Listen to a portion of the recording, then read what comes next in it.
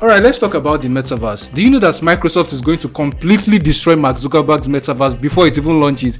And I know this might sound crazy. After all, Mark Zuckerberg has renamed his company from Facebook to Meta, and he's planning to spend over $180 billion within the next 10 years. But even though all of this makes it feel like Mark Zuckerberg is going to deliver, Microsoft is not just going to sit down and watch Mark Zuckerberg take up the space. And here are two reasons why I think so. Metaverse already exists in the gaming space, and so gaming is going to play a key regard in this area. And that's where Microsoft comes in. They've been a huge player in the gaming space for decades now. They started with PC games in the 90s, such as Dooms, and Xbox games that we know and enjoy today. The point is, they've had years of experience. But how about Facebook? Well, not that much. Microsoft knows that building platforms for games is one thing, but owning the actual studio is another thing. And that's why for the past couple of years, they've been making huge purchases. In 2014, they purchased Minecraft for $2.5 billion. In 2020, Microsoft purchased ZeniMax Media for $7.5 billion. And most recently, Microsoft purchased Activision for over $69 billion.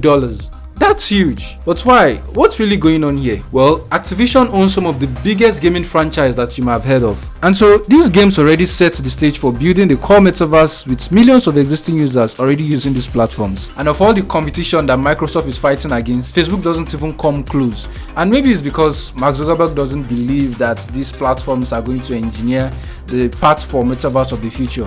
Who knows? And so all of this shows that Microsoft has a massive edge when it comes to really defining how users will interact with the metaverse in future. Well, the second reason has to do with privacy and concerns. Let's be honest, Facebook has had a really rocky relationship with how they manage users' data in the past. And this was in an era when social media was away from ourselves. But in the metaverse space, where we and the metaverse are actually almost the same, you can see the problem here. People don't talk about this a lot, but in order to enjoy the metaverse, you'd have to give a whole lot of personal information about yourself. We are going to be putting a whole new level of trust into companies that doesn't reveal how they are going to use our personal information. Look, we are talking about collecting information to the level of measuring our brain activity.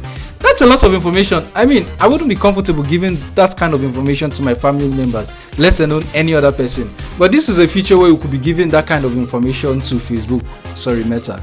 So the bottom line is this: not only is Meta not championing the gaming industry, but nobody really wants them to. I mean, they've had lots of issues when it comes to how they've handled our data in the past. But while all these big giants are struggling for who is going to win this war, how can you position yourself to earn a living out of this new phase of the metaverse? What are some opportunities that lies in this metaverse?